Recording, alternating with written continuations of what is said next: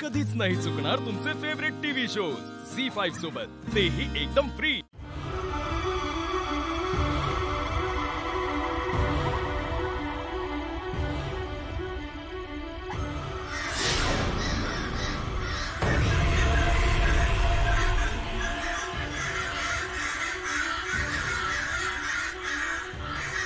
जे विधिलिखित आहे ते होणारच, पण म्हणून मी माघार घेणार नाही।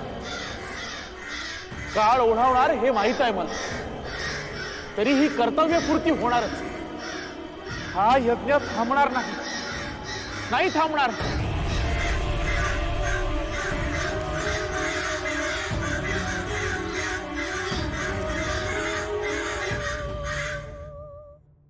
आज दिवसभर मी अस्तिकाचा विचार करते। काहीतरी आहे, पण नक्की काय ते कळत नाहीये। अस्तिकावर संशय असेल तर आपण तिला परत पाठवून देऊया। पण जर आपला संशय खोटा ठरला तर आपणच अडचणीत येऊ। नाही, संयम ठेवायला हवा, दुसरा काहीच पर्याय नाही आपल्याकडे। तरी बरं, ते बोवा भेटले लवकरात लवकर म्हणून जीवात जीव आला। नेत्रा, ते बोवा जो काही यज्ञ करणारे आहेत, मला अशी खात्री वाटते की नक्कीच काहीतरी मार्ग सापडेल। हा, म्हणजे पुढच्या पेटांबद्दल आपल्याला कळेल, अस्तिकाचं गुढ समजेल लवकरात लवकर। निदान अशी आशा ठेवायला काय हरकत आहे? पण बाबा, त्यासाठी ते बुवा परत भेटायला हवेत ना। ते कधी भेटणार, कसे भेटणार आपल्याला काहीच माहित नाही। त्यांनी काही सांगितलंच नाहीये आपल्याला। पण निदान गोष्टी घडायला तरी सुरुवात झाली, नाहीतर इतके दिवस आपली अवस्था म्हणजे एकाच ठिकाणी साचलेल्या पाण्यासारखी झाली होती। ना धड पुढे जाता येत होतं ना मागे।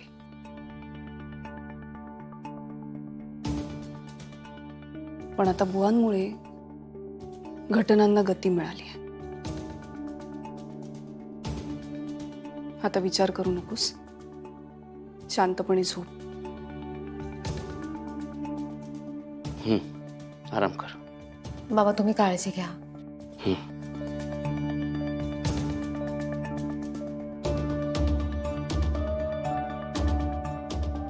अस्तिकावर मी लक्ष ठेवेन। झोप।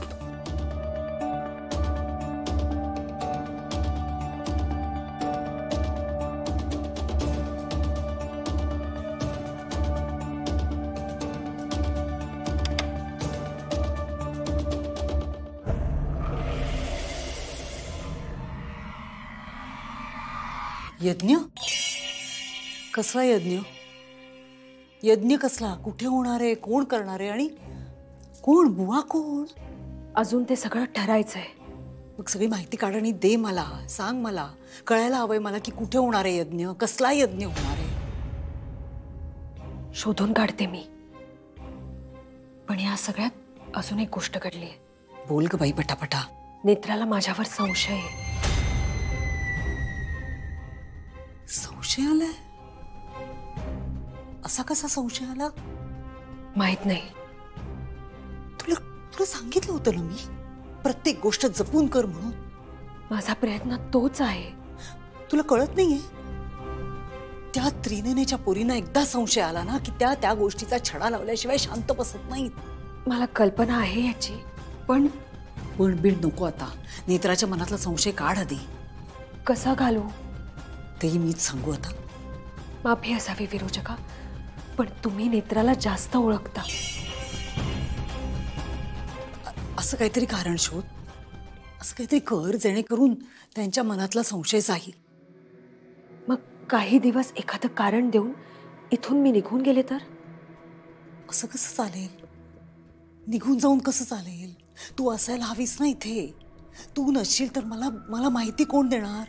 विरोचका, आपणच मार्गदर्शन करावं।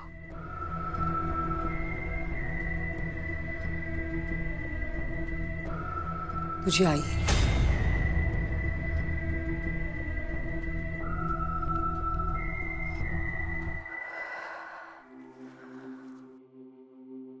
त्रेतायुगातलं ते युद्ध महाभयंकर होतं। एक क्षण असा आला जेव्हा सगळीकडे अंधकार पसरला।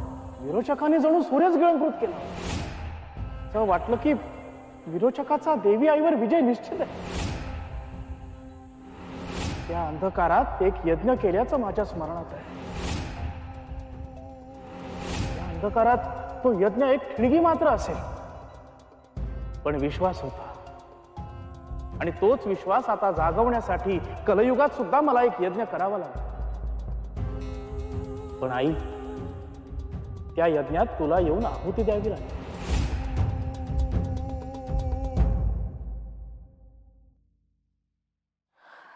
देवी आई,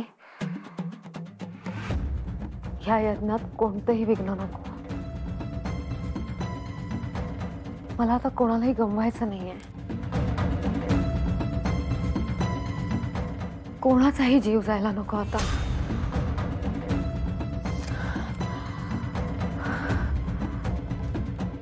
आई, सगळ्यांना सुखरूप ठेव. हा यज्ञ लवकरात लवकर आणि निर्विघ्न पार पडू दे.